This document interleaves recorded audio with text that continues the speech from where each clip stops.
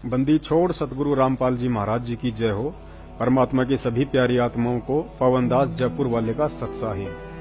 पुण्यात्माओं, परमेश्वर सतगुरु रामपाल जी महाराज जी अपने सत्संगों में हमें एक वाणी सुनाते हैं कि संगत माही कुसंगत उपजय, जैसे बण में बांस, आप पे घिस घिस आग लगा ले, करे औरों का भी नाश। और बरवाला कांड में आपसी चौधर तथा भगत समाज के दान और संख्या बल के अहंकार में चूर, सतलोक आश्रम मैनेजमेंट हरियाणा के मुख्य थोते दिमाग वाले कुछ ठेकेदारों ने, जैसे कि संत रामपाल जी महाराज जी का मनवस भाई महेंद्र उर्फ मोहनलाल, राष्ट्रीय समाज सेवा समिति का अध्यक्ष मास्टर राम कुमार ढाका, सचिव बलवान जाखड़, संत रामपाल जी महाराज जी के दोनों लड़के व राज कपूर आदि लोगों ने अबंध परमात्मा संत रामपाल जी महाराज जी को आम संत समझते हुए उन्हें कागजी कार्यवाही अर्थात राष्ट्रीय समाज सेवा समिति के लिखित संविधान के तहत बंधन में बांधते हुए एक सेवा देकर कि महाराज जी, आपके बस की बात नहीं है सरकार से पंगा लेना।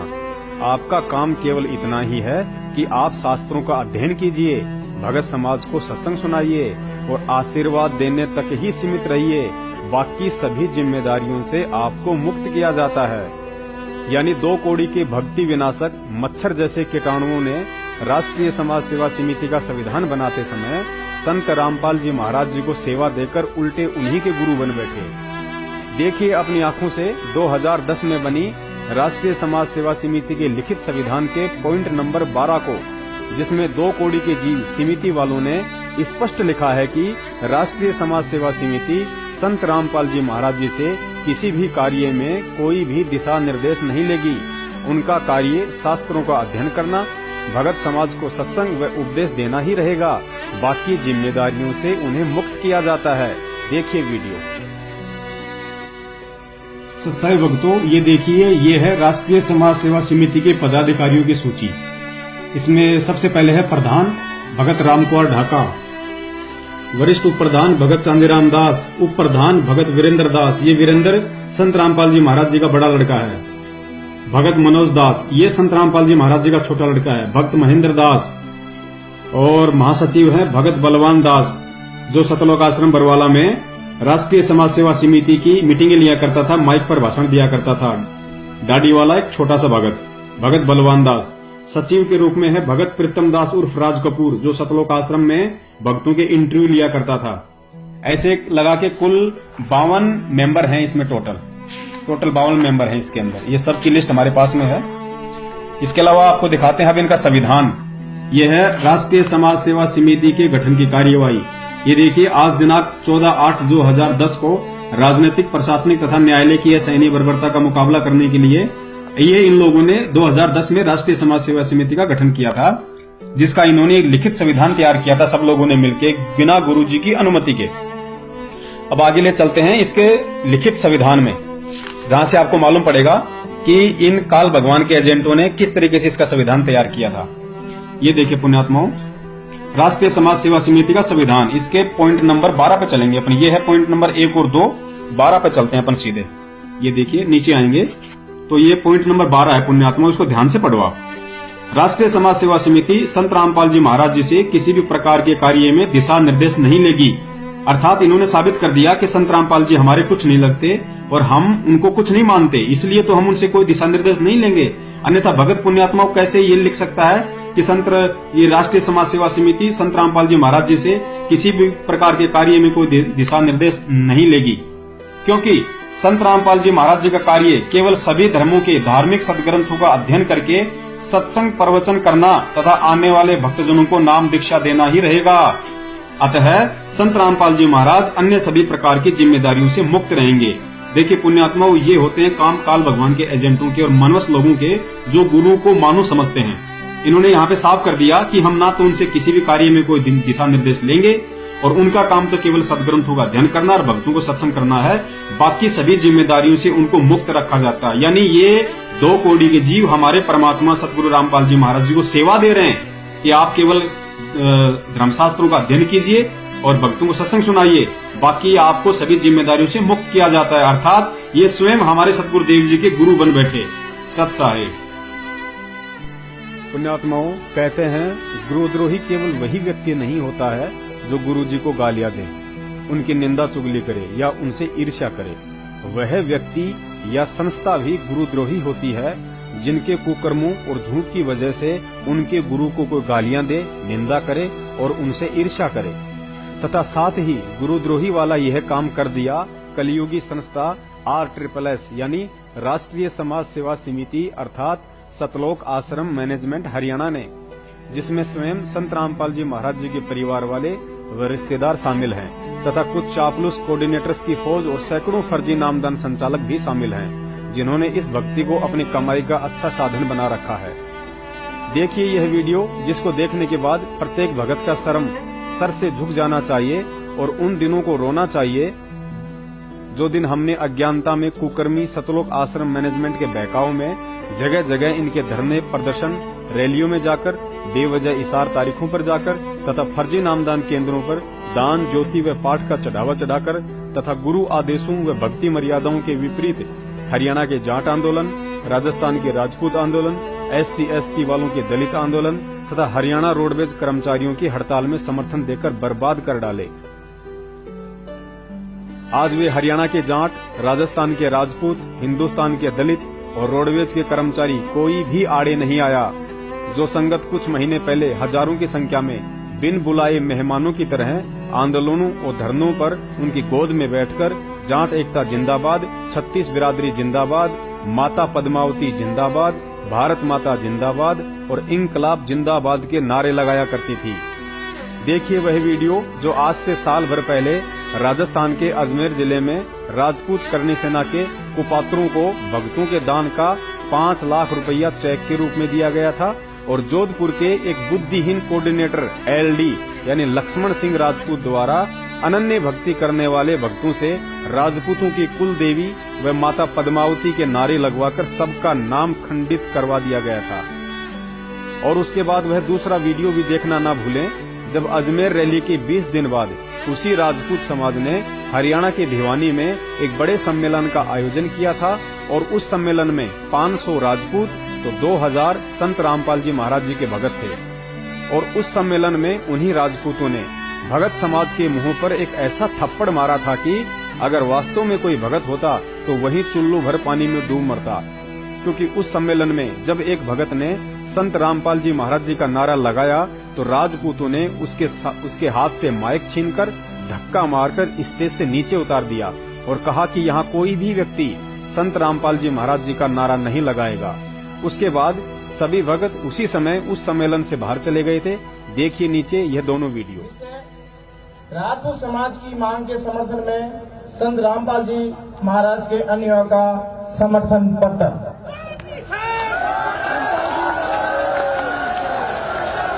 आदरणीय प्रधान जी, हम संत रामपाल जी महाराज के भारतवर्ष के लगभग 90 लाख अनुयायी हैं तथा संत रामपाल जी महाराज के ज्ञान के आधार से हम सबका उद्देश्य हो गया है कि समाज में फैली कुरीतियों को मिटाएं और सरकार द्वारा किसी भी धर्म, जाति के साथ हो रहे अन्याय वो अत्याचार तथा उनकी भावनाओं के खिलाफ हो रहे सरकार के कार्यों के खिलाफ संवैधानिक ढंग से संघर्ष करें।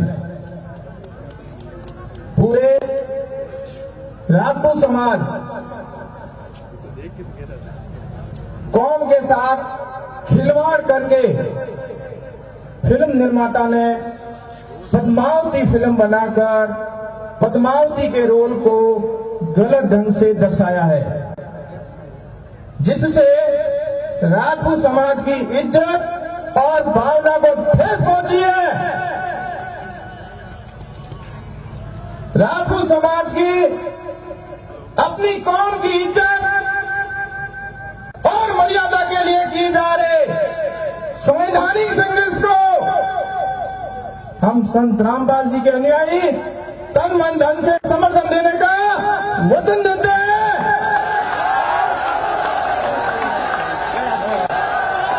तथा उनकी मांगों का समर्थन करते हैं कि फिल्म पद्मावती को पूरी तरह से सभी जगह निषेध यानी बैन किया जाए तथा आनंद पाल जी के फर्जी एनकाउंटर की सीबीआई की जांच की जाए। अतः हम सब इस समर्थन पत्र द्वारा आपके साथ हर समय इकट्ठा रहने का और संघर्ष में साथ देने का वचन देते हैं। और ये समर्थन पत्र इसमें लिखा हुआ है वचन देते हैं, और वचन दे दिया तो फिर पीछे नहीं हटते। वचन किसमें दिया है? अन्याय के खिलाफ, अन्याय की लड़ाई के खिलाफ वचन दिया है। और कबीर साहब जी ने कहा है, जननी ऐसा जने के दाता के सूर और के भगत। तो क्षत्रिय कुल में एक ऐसा सूरवीर पैदा हुआ है। सुना है नाम आपने? नहीं सुना है तो बता दो। वो सूरवीर अपने वचन का पक्का है, पीछे नहीं हटता है, अन्याय का विरोध करता है, और उसका नाम है दादा। नहीं समझे? उनका नाम है दादा सुखदेव सिंह गोगामणि। दादा सुखदेव, आप आगे बढ़ो, हम आपके साथ हैं। दादा सुखदेव, आप आगे बढ़ो, हम आपके साथ हैं। 36 कौम आपके साथ है, और आप घबराना मत, लेकिन आप अन्याय के साथ मत देना और आप बिक मत जाना। हम सब आपके साथ हैं।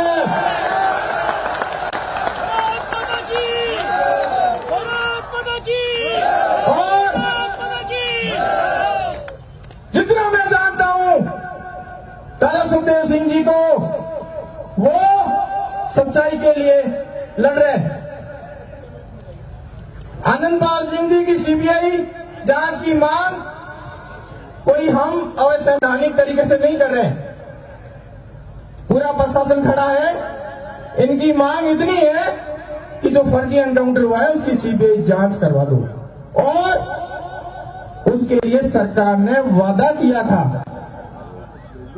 जयपुर में सरकार ने वादा किया था, और उसके लिए भी मैं समर्थन पत्र लेके पहुंचा था। प्रेस कॉन्फ्रेंस में वो समर्थन पत्र हमने सौंपा था कि फर्जी एनकाउंटर की सीबीआई जांच का संत रामपाल जी के लाखों अनुयायी समर्थन करते हैं।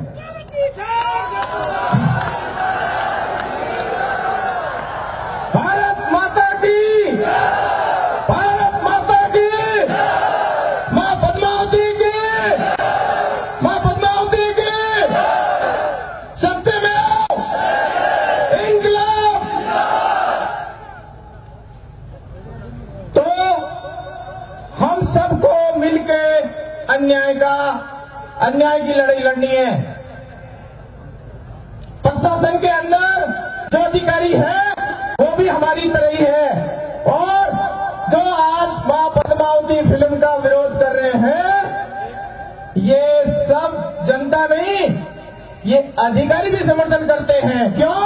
कि मां पद्मावती के साथ में 16,000 रानियों ने जोहर किया था, वो सब जाति की थी।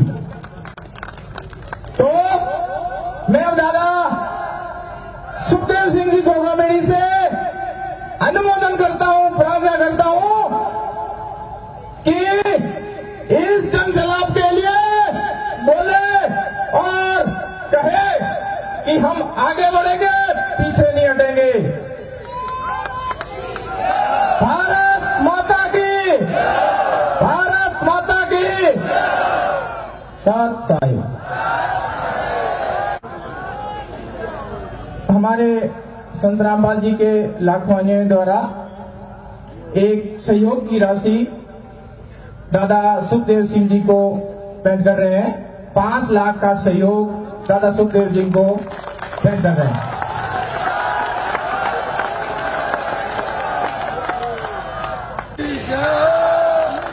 सुखदेव दादा आप आगे बढ़ो।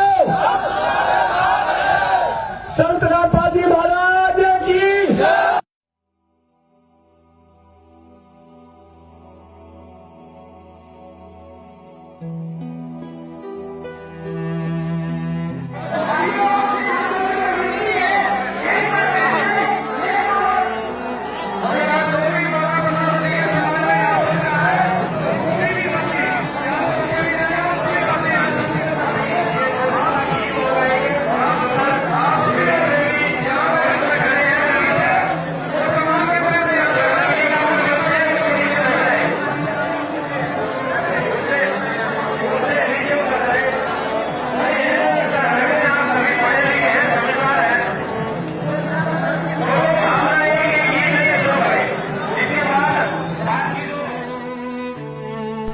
उपरोक्त दोनों वीडियो देखने के बाद अब सबसे बड़ा सवाल यह है कि संगत के द्वारा अपने गुरु के दामन पर लगवाया गया दाग अब कौन धुलवाएगा, क्योंकि सतलोक आश्रम मैनेजमेंट तो स्वयं दाग से सना हुआ है और संगत को हिसार पेशियों पर भेजकर दान पुण्य का पैसा कुपात्रों के हाथों में देकर तथा आगे आने वाले चुनावों में कांग्रेस सरकार को वोट डलवाकर गुरुजी के ज्ञान व दामन पर और अधिक दाग लगवाएगा।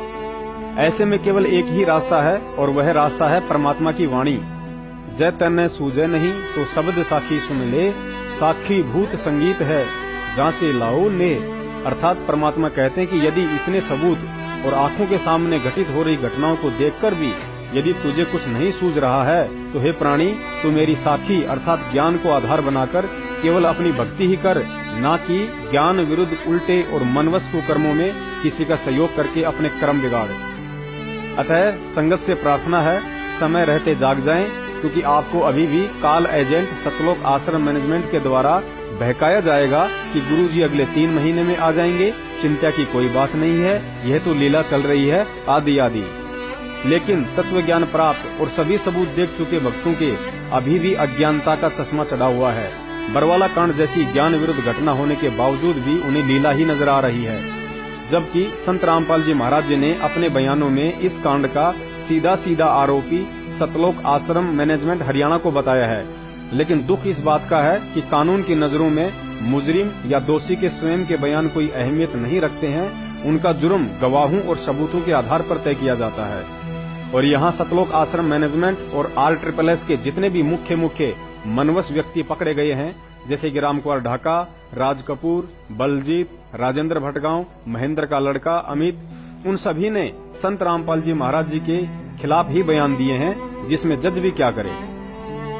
यहाँ लाखों की अंध संगत बिना आगा पीछा देखे सतलोक आश्रम मैनेजमेंट की आंखों से देखकर बस एक ही रट्टा लगा रही है कि इन 6 मौतों का जिम्मेदार पुलिस प्रशासन और हरियाणा की खट्टर सरकार है।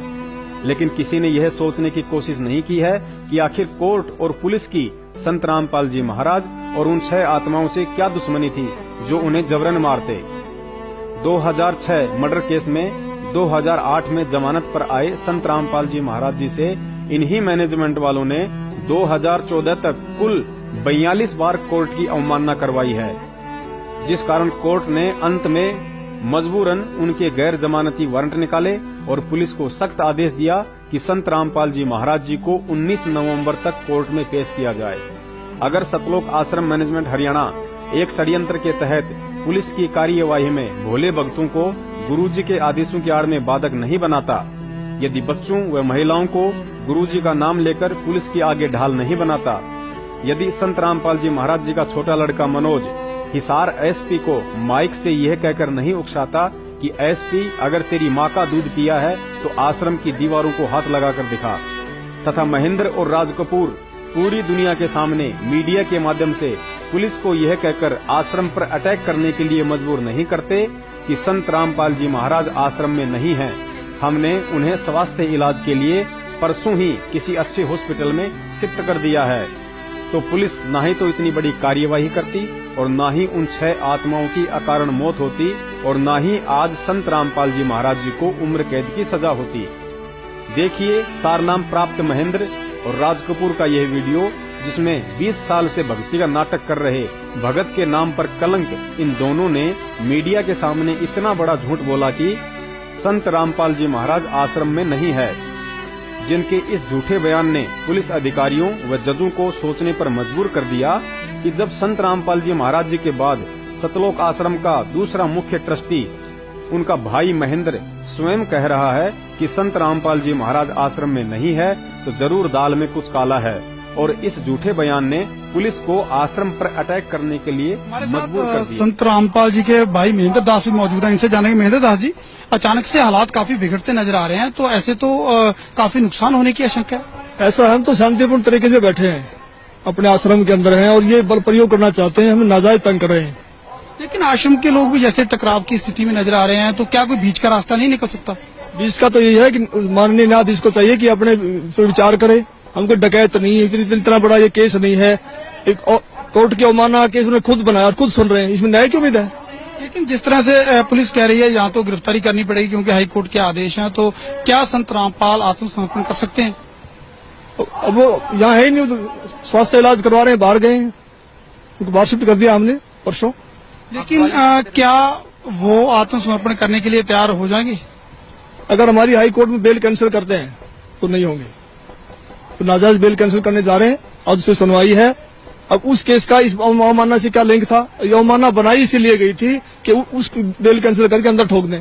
एक सबसे बड़ा सवाल यही है कि आपका कहना है कि संत रामपाल आश्रम के अंदर मौजूद नहीं है। अगर संत रामपाल आश्रम के अंदर मौजूद नहीं है तो क्यों फिर पुलिस को रोका जा रहा है? पुलिस अगर जाकर के चेक करती है संत रामपाल नहीं होंगे तो पुलिस वापस चली जाएगी। क्योंकि यहाँ कल एसडीएम ने और डीसी ने बताया, एसडीएम आदेश पड़ रहा था कि हमने इसको सील कर लिया है, नाजायज तरीके सील करने के आदेश दिए, अपने आश्रम को नहीं छोड़े, आश्रम की सुरक्षा के लिए बैठे हैं अब। ठीक है, ओके। तो ये थे महेंद्र दास, संत रामपाल के भाई हैं और जो आश्रम के प्रवक्ता राज कपूर ने हमसे बात की। इनका कहना है कि आश्रम के लोग किसी भी हाल में पीछे नहीं हटेंगे, यानी कि अगर पुलिस आगे जाएगी तो इनका कहना है कि यह लोग अपनी जान तक देने के लिए तैयार हैं, यानी कि सीधा सीधा कह सकते हैं कि टकराव की स्थिति यहाँ पर पैदा हो।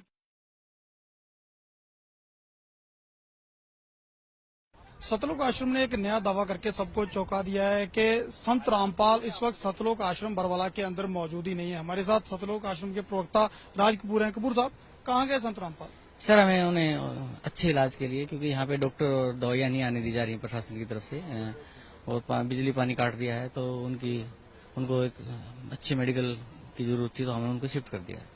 कब किया गया उन्हें यहाँ से शिफ्ट और कहाँ किया गया? सर देखिए, ये तो मैं नहीं बता पाऊंगा कि कहाँ किया गया है, लेकिन कल रात को हमने शिफ्ट किया है। लेकिन पुलिस का दावा है कि कड़े सुरक्षा प्रबंध किए गए हैं, आसपास पूरे नाकाबंदी की हुई है, हर एक रास्ते को सील किया गया, आश्रम से आने और जाने वाले रास्तों को। तो ऐसे में इतने कड़े प्रबंधों के बीच कैसे संत रामपाल को यहाँ से शिफ्ट कर दिया गया? देखिए सर, पुलिस आने वाले को रोक रही है सॉरी, आने वालों को रोक रही है, जाने वालों को नहीं रोक रही पुलिस। नहीं, लेकिन जिसके लिए ये पूरे इंतजाम किए गए हैं, पूरी नाकाबंदी की गई है संत रामपाल की गिरफ्तारी के लिए, तो क्या संत रामपाल को तो बाहर जाने नहीं देगी इतनी आसानी से पुलिस? तो वो तो प्रशासन बताएगा सर, इस बारे में क्या जवाब दे सकता हूँ, वो तो उनका काम है।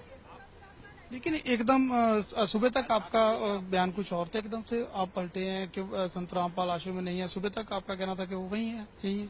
नहीं, मैंने ये नहीं कहा सुबह तक कि यही है, हमने ये कहा था कि वो कोर्ट जाएंगे, और कोर्ट जाने में असमर्थ थे और इलाज की जरूरत थी, इसलिए हमने उनको शिफ्ट करना उचित समझा और हमने शिफ्ट कर दिया। अभी 21 नवंबर नेक्स्ट हियरिंग है, तो क्या उस 21 नवंबर को हाईकोर्ट के सामने पेश होंगे संत रामपाल? देखिए, मैं तो पहले से कहता आया हूँ कि यदि वो स्वस्थ होंगे तो जरूर पेश होंगे। ये थे सतलोक आश्रम के प्रवक्ता राज कपूर। इन्होंने दावा कर दिया है कि संत रामपाल आश्रम के अंदर मौजूद नहीं है, उन्हें किसी हॉस्पिटल में शिफ्ट कर दिया गया है, लेकिन कब, कैसे और कहां, इसका किसी भी सवाल का जवाब नहीं है। और इतनी कड़ी नाकाबंदी के बावजूद आखिर संत रामपाल कैसे इस आश्रम से बाहर ले जाए गए, इसका जवाब शायद पुलिस प्रशासन के पास होगा। कैमरामैन सुमित क्लियर के साथ नुपिंदर सिंह ब्राड, एबीपी न्यूज, परवाला, हिसार। दूसरी बात, पुलिस की किसी भी भगत या संत रामपाल जी महाराज जी से कोई जाति दुश्मनी नहीं थी।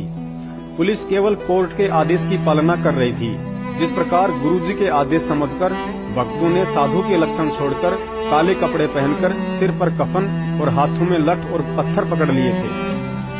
रही बात खट्टर सरकार की, तो आप जी को याद दिला देते हैं कि उस समय खट्टर सरकार को मात्र 1 महीना ही हुआ था हरियाणा की सत्ता संभाले, और हरियाणा के सीएम खट्टर ने काफी कोशिशें की थी कि किसी भी तरह यह कांड ना हो पाए, जिसके लिए खट्टर सरकार ने शांति वार्ता के लिए अपने प्रतिनिधि भी सतलोक आश्रम में संत रामपाल जी महाराज जी से बातचीत करने के लिए भेजे थे।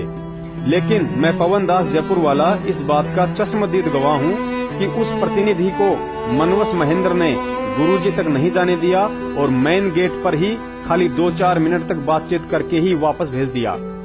देखिए प्रमाण के लिए उस समय की यह अखबार की कटिंग, जिसमें स्पष्ट लिखा है कि सरकार ने बातचीत के लिए आश्रम में अपने प्रतिनिधि भेजे थे, लेकिन वार्ता सिरे नहीं चढ़ी।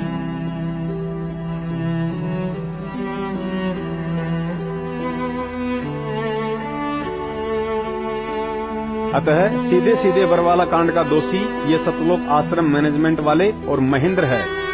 लेकिन एपी सिंह से लेकर किसी भी वकील ने इस बात को कोर्ट में नहीं रखा और पुलिस के सिर ही दोष मढ़ते रहे, क्योंकि उन्हें मोटी मोटी फीस भी तो सतलोक आश्रम मैनेजमेंट ही दे रहा था। आगे समझदार को इशारा ही काफी है।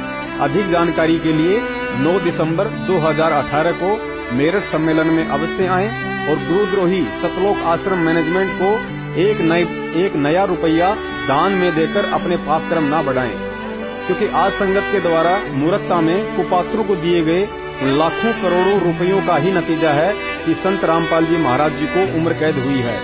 और यदि देशद्रोह जैसे भारी मुकदमे में संत रामपाल जी महाराज जी को उम्र कैद से भी बड़ी कोई सजा दिलवाने का पक्का इरादा है, तो इन गद्दारों को जमकर पाठ ज्योति और दान का पैसा दीजिए, कांग्रेस को भी वोट दीजिए और हिसार तारीखों पर जाने से भी मत चूकना। सत साहेब।